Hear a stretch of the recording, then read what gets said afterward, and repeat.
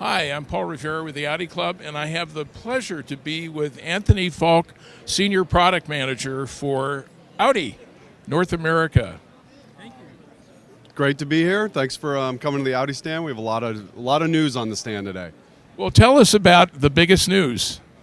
Well, you can look at it in two ways, really. We're bringing an all-new electric vehicle for Audi, the e-tron Sportback, as well as a full lineup of high-performance RS models with the world debut of the RSQ8. We also have the RS6 Avant here, as well as the RS7. So we really have electrification and high performance.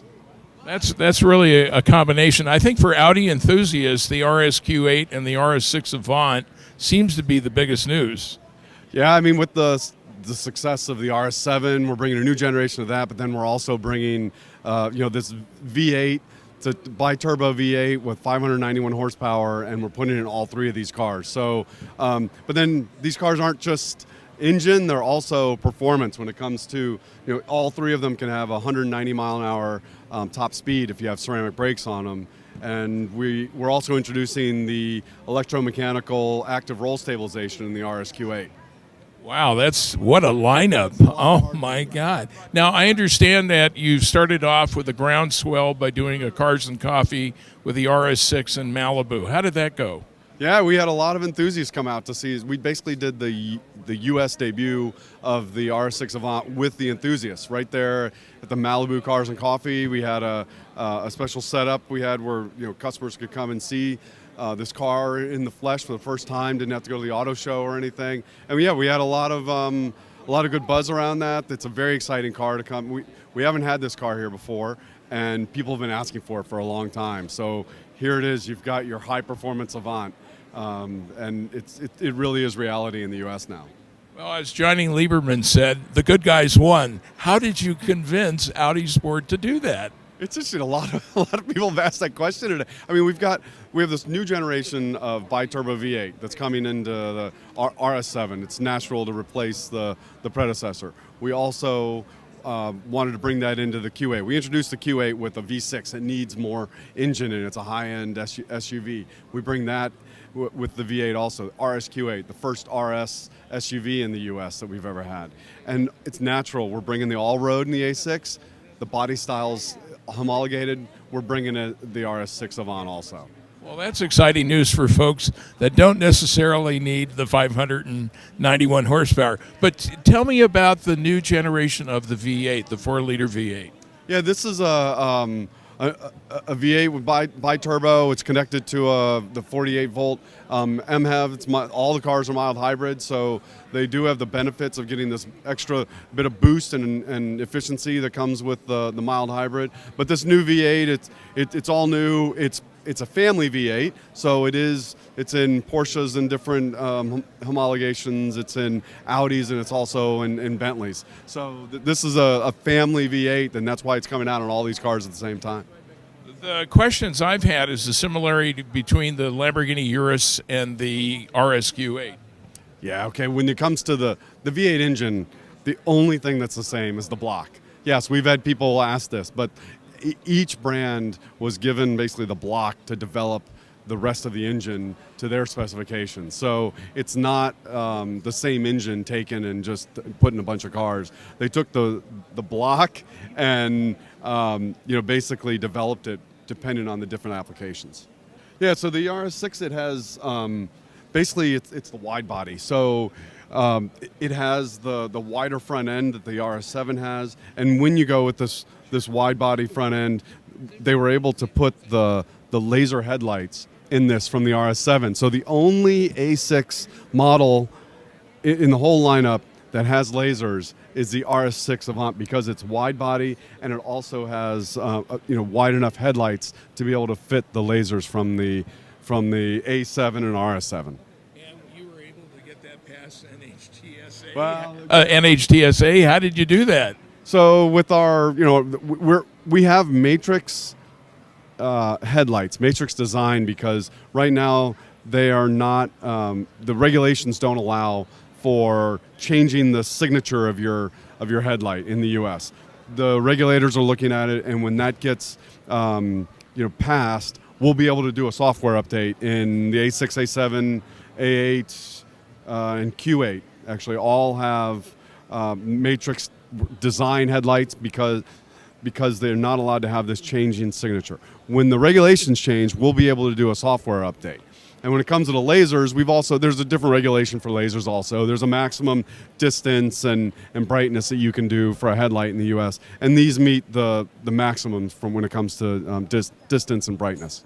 And the Matrix is also in all the e-trons, the Quattro and the Sportback, right? It's all there ready to go for the software update. Absolutely. So the e-tron SUV that we brought out earlier in the year has the Matrix in it, standard, and the e-tron SUV has it, the e-tron Sportback also has it.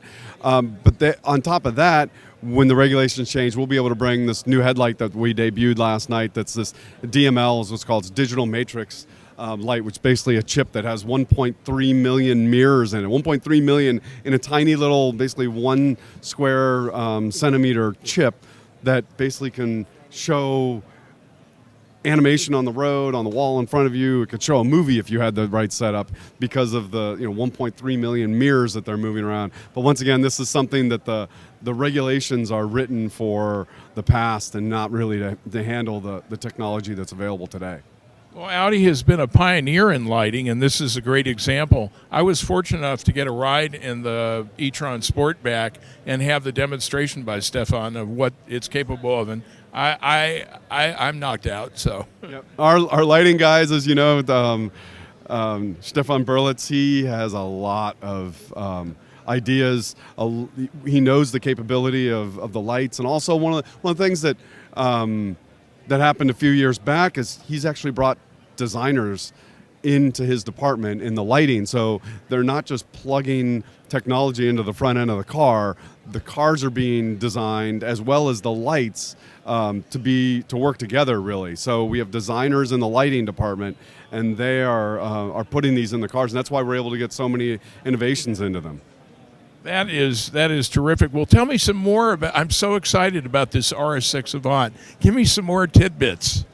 So when you think of RS cars in our what we call C&D segment here at Audi, the RS6 Avant has what I would say it has a hardware standard. So standard, you've got the Quattro Sport differential with the mechanical torque vectoring on the rear axle. You have dynamic all-wheel steering, so the variable ratio front. And as well as the rear axle turns up to 5 degrees, which gives you, it kind of shrinks the car, gives you more agility as well as stability at high speeds on the highway. So that's all standard. We've got air suspension standard in the U.S. because we know at the end of the day it has to be comfortable on a daily basis. But then we also have 2 upgrades on RS models, and the RS6 Avant also. Ceramic brakes you can get, with ceramic brakes you can go from a 150 mile an hour top speed up to 190 miles an hour for the top speed of the car with the ceramic brakes. And also one of the things enthusiasts will be interested, we have ceramic brakes in gray, red, and blue that are available. And they're not, we didn't limit them to any one package or anything. It's really up to the customer to order what they'd like. And also the final really option that you can go for. You can have dynamic ride control, which is the steel suspension with the opposite corners linked hydraulically, and that's really the most performance-oriented suspension within the RS6. And with this generation, it really has gotten to be a really nice suspension. We did a press drive in the past couple of weeks with this car and also the R7, and with the dynamic ride control, the second generation, it's really there's a wider range of the way the car feels between dynamic and comfort, and the comfort mode now is much more usable, actually. So it doesn't float as much. It's got a very nice, comfortable yet firm ride to it. I understand the DRC. This is like the 3rd or 4th generation, and this is the highest evolution it's done with digital control and so on. Right. There's a whole new controller. There's a new hydraulic pump in the rear that moves things back and forth. It's the second generation in the RS7 and really in the C segment we have here in the U.S. And it is a new generation. They've put a lot of effort in to make sure that it has a wider appeal to more customers is really the way to think about it. Before it really was, we we would tell customers, you really have to think about if you live in an area that has roads that can handle this, and you really want this, really tight ride all the time. And now this time we don't have those reservations with this generation. It's a much better system than it was in the past.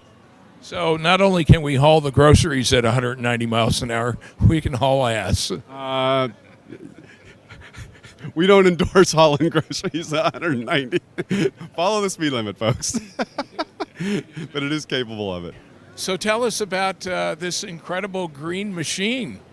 You like the green, huh? Yes. This is the all-new Audi RS Q8. So it's, for us in the U.S., it's the first RS SUV that we've ever had. It's a high-performance Q8 that comes with that same V8 bi-turbo engine with the almost 600 horsepower in it.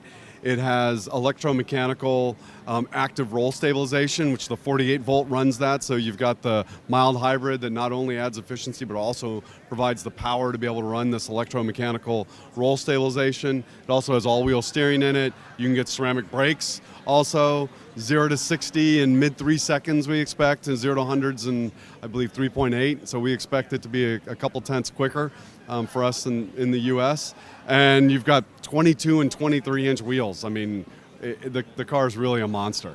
So I understand that it just broke a Nürburgring SUV record. Yes, it is. It is officially the fastest SUV around the Nordschleife. So it did it in around 7.5. I don't know the exact figure, but it did it in 7.5 minutes, which is really moving. And I will say about the ring, I've spent some time there myself, and you don't get a really fast time around the Nordschleife with just power. The car has to be able to carry speed through corners, and that's what we're saying with the sport differential, the active roll stabilization, and the steering. This car not only goes fast in a straight line, it also can handle on a track. So the RSQ8 will actually bring for Audi Sport a whole new group of enthusiasts as well, because we're talking about people that need the utility of an SUV, and at the same time they want to be able to slide around corners and have a good time. Yeah, absolutely. I mean, the idea, a lot of people like SUVs. They like sitting up high, the command seating position. You like to have the utility, but sometimes there's compromises with that, But really, when you bring this new roll stabilization in, it keeps the car flat, and it really gives you all the performance you'd expect from a sports sedan, yet you also get to sit up high and get the practicality. So will there be any groundswell marketing or different marketing techniques used with the Audi Sport to bring up the awareness? When it comes, so the RS6 Avant, that's a fairly easy one. You put it out there, and the enthusiasts have been running with this car. The RSQ8, yeah, we're working on a specific ordering process for the Audi Sport models that in the spring we'll be giving more information out about, but we're working on being able to do a reservation system similar to what we did with the e-tron that will allow customers to be able to order exactly their car. Well, the Audi Sport lineup is the broadest I've ever seen in the United States, as you well know. I mean, it used to be years before we would get an RS version of whatever it was. How did you convince management to do this? When it comes to Audi Sport and RS portfolio, the more consistent portfolio you have over time, the more momentum you get behind it, the more enthusiasm you get. And our customers are asking for these all the time. We've had good success with, we've got an RS5 Sportback that's been super successful for us. We've got the Coupe, also as an RS. We've got TTRS, which is really a fun car to drive. And then with these in our C and D segments, I mean, we really do have a great future when it comes to RS models. Well, the RS3 has captured a lot of attention for a compact 5-cylinder back to the 5. I mean, that is an amazing car. Yeah, I guess I think about big cars a lot, but you're right. The RS3 also has been a really great introduction to the entry of the RS lines, and also it's a great enthusiast car because that compact size, it's really nimble. This is a loaded question. You can just shake your head no. Will I've heard rumors that there is an RS idea in the future for e-trons. Oh, stay tuned. Yeah, Audi Sport has many iterations coming. Thank you. Anthony, I can't thank you enough. I really appreciate it. Thanks again. Thank you very much.